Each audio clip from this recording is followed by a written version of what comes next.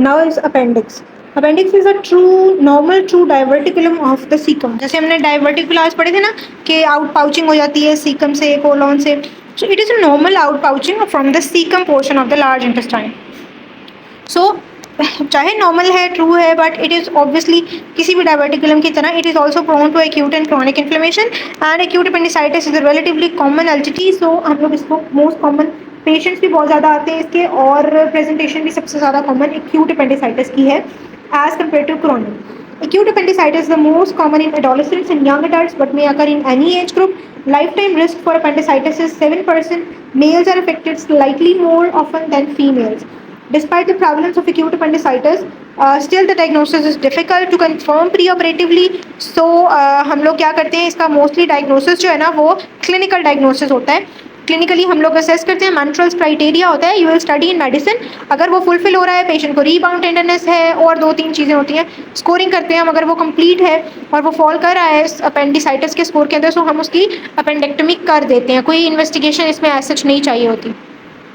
हाँ, इसके डीडीज क्या हो सकते हैं, किन चीज़ों के साथ इसको कंफ्यूज हम लोग कर सकते हैं? मेसेंटेरिक लिम्फेडिनाइटिस के साथ, एक्यूट साल्पिंजाइटिस के साथ, ectopic pregnancy, Mitchell श्मर्ट्स and मैकल्स diverticulitis. ठीक है, इन सारी चीज़ों को हम लोग ऑब्वियसली जब उसका क्राइटेरिया फुल हो जाता है तो we do certain investigation as well. हम लोग सीबीसी लाजमी कराते हैं, उसमें न्यूट्रोफिल्स ज़्यादा मिलते हैं एक्यूट अपेंडिसाइटिस से, एक तो वो भी चीज़ कंफर्म करता है। उसके अलावा पेशेंट की अगर अल्ट्रासाउंड अवेलेबल हो वो भी करा लेते हैं, उससे साल्पिंजाइटिस, एक्टोपिक प्रेगनेंसी और ये सारी चीज़ें रूल आउट हो जाती हैं। ठीक है, ये जितनी भी चीज़ें हैं ये हम रूल आउट कर लेते हैं ईजीली। पैथोजेनेसिस क्या है एक्यूट अपेंडिसाइटिस की? वही पैथोजेनेसिस है जो हमने डाइवर्टिकुलाइटिस में पढ़ी थी। It is thought to be initiated by progressive increase in intraluminal pressure that compromises venous outflow. यानी कुछ ऐसा हुआ है ड्यू टू इन्फ्लेमेशन, एडिमा, जो ल्यूमिन के अंदर का प्रेशर था वो ज़्यादा हो गया है, उसके अंदर कोई फूड पार्टिकल फंस सकता है, इन्फ्लेमेशन की वजह से हो सकता है। सो उसकी वजह से क्या हो रहा है, वीनस आउटफ्लो इम्पेयर हो गई है। In 50 to 80% of cases acute appendicitis is associated with overt luminal obstruction, यानी बिल्कुल ही ल्यूमिन ब्लॉक हो जाता है by usually stone like mass of stool, जिसको हम पिकलिथ कहते हैं, या less commonly a gall stone, जो कि मोबालाइज होकर वहाँ अटक जाता है आके। कोई ट्यूमर हो सकता है, कोई वर्म्स हो सकते हैं, इंटेस्टाइनल वर्म्स जो हैं आपके, वो भी वहाँ आकर ल्यूमिन को ब्लॉक कर सकते हैं। Ischaemic injury and stasis of luminal contents which favours bacterial proliferation. अब जब वहाँ स्टूल ठहरेगा, कोई वर्म्स ठहरेंगे, कोई इन्फ्लेमेशन होगी, गॉल स्टोन ठहर रहा है, stasis of anything leads to increase risk of bacterial infection. तो वहाँ इन्फेक्शन होगा, इन्फ्लेमेटरी रिस्पॉन्स इनिशिएट होगा, जिसकी वजह से एडिमा, न्यूट्रोफिलिक इन्फिल्ट्रेशन और in the lumen, muscular wall and periappendiceal soft tissues that will result और patient will present with acute appendicitis, inflammation of the appendix. ठीक, ये इसकी सारी पैथोजेनेसिस थी। मोर्फोलॉजी क्या है अर्ली एक्यूट अपेंडिसाइटिस में? आपको सब सिरोजल वेसल्स, जो सिरोजा के नीचे वेसल्स हैं, आउटर मोस्ट लेयर होती है ना सिरोजा, उसके अंदर की जो वेसल्स हैं कंजस्टेड होंगी, पेरीवास्कुलर न्यूट्रोफिलिक इन्फिल्ट्रेट मिलेगा और सारी लेयर्स के अंदर मिलेगा। Inflammatory reaction transformed into normal glistening Sironja. ये जो इन्फ्लेमेशन वहाँ हो रही है वो उसके नॉर्मल सिरोजा को ग्रेनुलर अपीयरिंग एरिथमेटस सरफेस के अंदर कन्वर्ट कर देगा।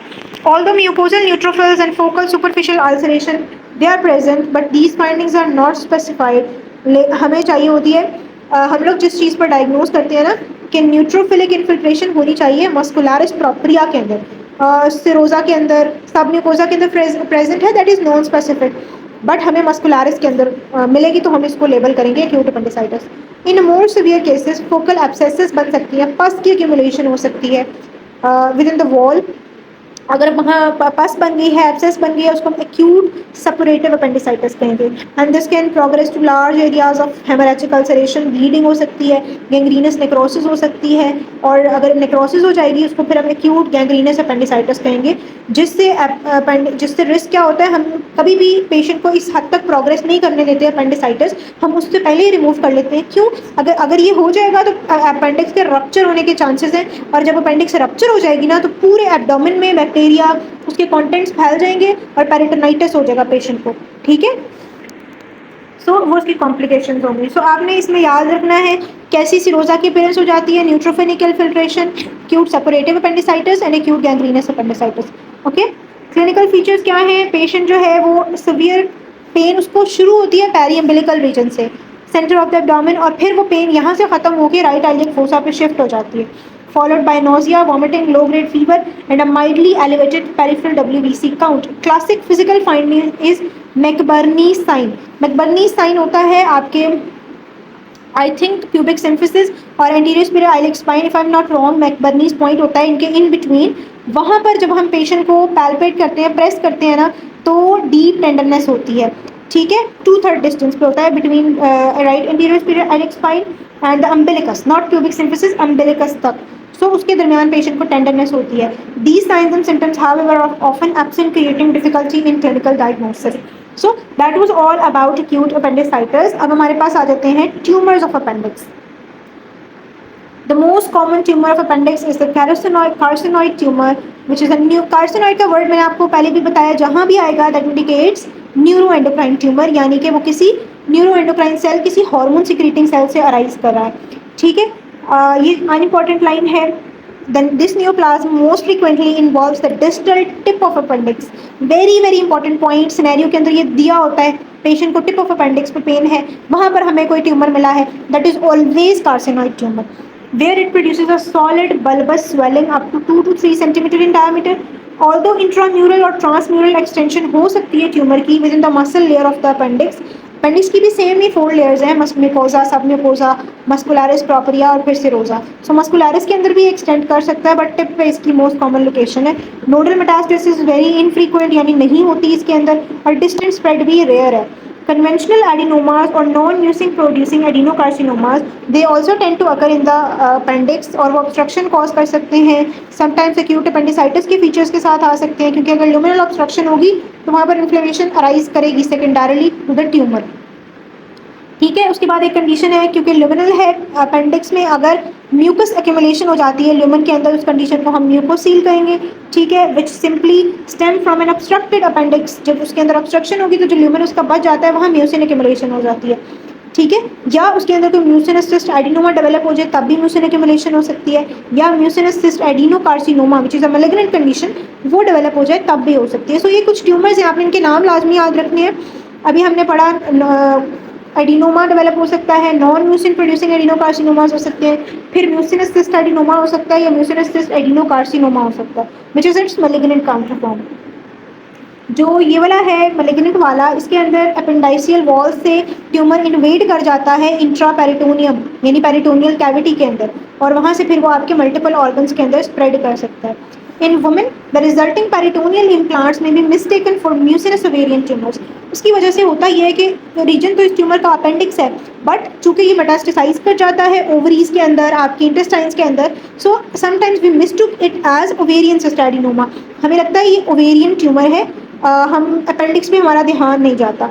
इन the most advance cases the abdomen fills with tenacious semi solid mucin. अगर इसको अनट्रीटेड छोड़ देंगे, पूरा एब्डोमेन में म्यूसिन फैल जाएगा, जिसको हम सूडोमिक्सोमा पेरिटोनाई कहते हैं. That is also very important for MCQ OSPE viva. ये कंडीशन पूछी जाती है, क्या होती है. सो जब अपेंडिशियल सिस्ट एडिनोकार्सिनोमा अनट्रीटेड रहेगा तो उसका क्या होगा, म्यूकस आपका स्प्रेड कर जाएगा, सॉरी म्यूकस नहीं स्प्रेड करेगा, ट्यूमर मेटास्टेसाइज कर जाएगा, और जब वो पेरिटोनियम के अंदर जाएगा तो पेरिटोनियम को भी, एब्डोमेन को भी म्यूसिन से फिल कर देगा, which condition is called pseudomyxoma peritoni. This disseminated intraperitoneal disease may be held in check for years by repeated debulking. हम उसको निकालते रहते हैं, but it is usually fatal in most cases. ठीक है, so these were the tumors of appendix. That's all about the GIT chapter. अब हमारे जो हेपेटोबिलियरी सिस्टम है ना, वो रह गया है, वो हम स्टार्ट करेंगे. GIT ख़त्म हो गया है. ठीक है, इसकी भी समरी लाजमी पढ़िएगा. और अगर आपको कोई भी पूरे GIT में कोई भी क्वेश्चन हो, you can ask in comments. जो जो चीज़ें मैंने बताई हैं कि वो इंपॉर्टेंट हैं, दे आर इम्पॉर्टेंट, उन पर लाजमी फोकस कीजिएगा. MCQ पॉइंट के लिए म्यूटेशंस यहाँ पर इंपॉर्टेंट हैं, उन्हें याद रखना है. That's all for today. Thank you so much for watching. If you find it useful, if you find it helpful in any way, like the video, subscribe my channel for more videos. Allah Hafiz.